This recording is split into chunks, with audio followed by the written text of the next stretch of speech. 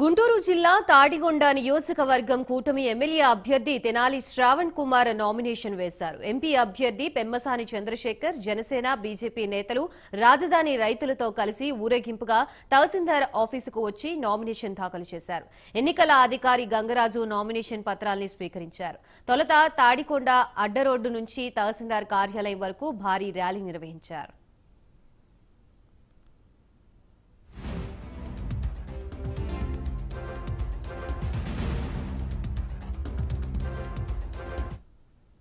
రాష్ట్ర సమస్యలతో పాటు దుర్మార్గ పాలనతో ప్రజలు విసిగిపోయి ఎన్నికల్లో బుద్ధి చెప్పేందుకు ఎదురు చూస్తున్నారని ఈ సందర్భంగా శ్రవణ్ కుమార్ వెల్లడించారు. తప్పుడు ఆరోపణలతో అక్రమ కేసులు బనాయించి జైలు పాలు చేసి ప్రజల్ని భయభ్రాంతులకి గురిచేసి యథేచ్ఛగా దోపిడీ చేయడమే పనిగా పెట్టుకున్నారని ఆరోపించారు.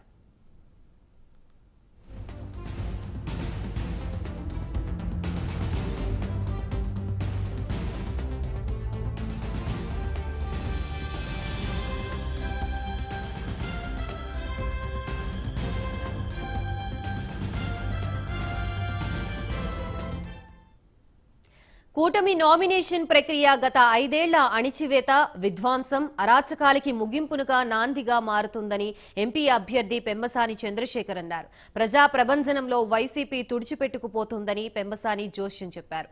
3 పార్టీల కలయిక అభివృద్ధికి చిహ్నంలా కనిపిస్తోందన్నారు.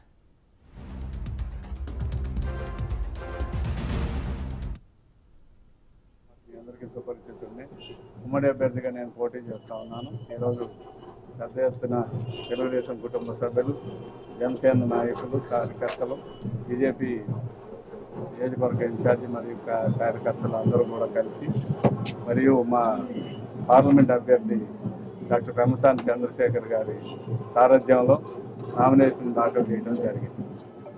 రాష్ట్రం అనేక సమస్యలు ఎదుర్కొంటుంది.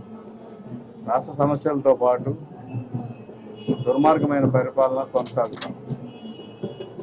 రాక్షస పరిపాలనలో అక్రమ కేసులు, మరి జైళ్ల పాలు చేయటం, లేనిపోయిన ఆరోపణలతో అబద్ధపు ప్రచారపు హోరుతో వైసీపీ పార్టీ ప్రజలందరినీ తప్పుదోవ పట్టిస్తాం. అభివృద్ధి శూన్యం, ఎక్కడ చూసినా దాహం కేకలు.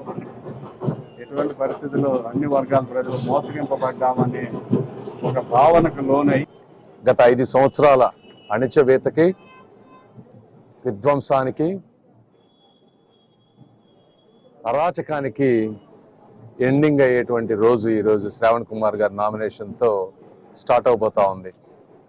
ఈరోజు రెస్పాన్స్ చూస్తే 3 కిలోమీటర్ల దూరం ఇసుక వేస్తే రాలనంత మంది, ఆఖరికి నామినేషన్ పత్రాలు తీసుకునే రిటర్నింగ్ ఆఫీసర్ కూడా 2 గంటల ట్రాఫిక్లో తెలుగుదేశం పార్టీ, జనసేన, బీజేపీ కార్యకర్తల మధ్య చిక్కుకుపోయి మా వాళ్ళు వెళ్ళి వారిని ఈ రోజున ఆఫీసుకు తీసుకొస్తే తప్పించి నామినేషన్ వేసేటువంటి పరిస్థితి కూడా లేదు.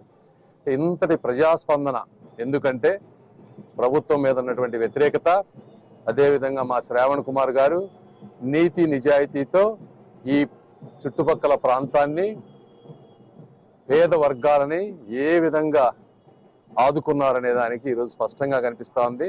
వారు కూడా చెప్తా ఉన్నారు, ఇప్పటి వరకు వారు వేసిన నామినేషన్ అన్నిట్లో కూడా ఇది అత్యద్భుతమైనటువంటి నామినేషన్, రెస్పాన్స్ ఉన్నటువంటి నామినేషన్. కాబట్టి ఈ ప్రభంజనంలో వైసీపీ అనేది పూర్తిగా కొట్టుకుపోతుంది. ఈ కార్యక్రమానికి వచ్చినటువంటి తెలుగుదేశం, జనసేన, బీజేపీ కార్యకర్తలు అందరికీ కూడా నా మనస్ఫూర్తి అభినందనలు. ఆ జెండాలు 3 ముగ్గురి కలయిక చూస్తూ ఉంటే చాలా ఆనందంగా ఉంది ఈ రోజున.